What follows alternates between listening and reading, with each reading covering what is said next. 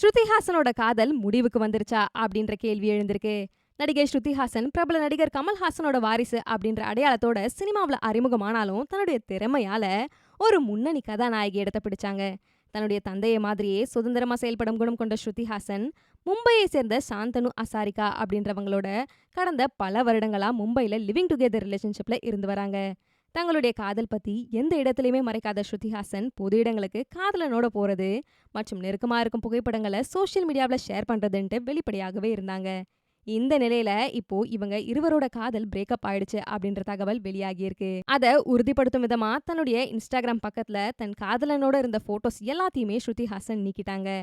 அது மட்டும் இல்ல, வழக்கமா தன்னுடைய இன்ஸ்டாகிராம் பக்கத்துல ரசிகர்களோட உரையாடும் பழக்கம் கொண்ட ஸ்ருதிஹாசன் கடந்த சில நாட்களாகவே சோஷியல் மீடியாவில் ஆக்டிவா இல்ல.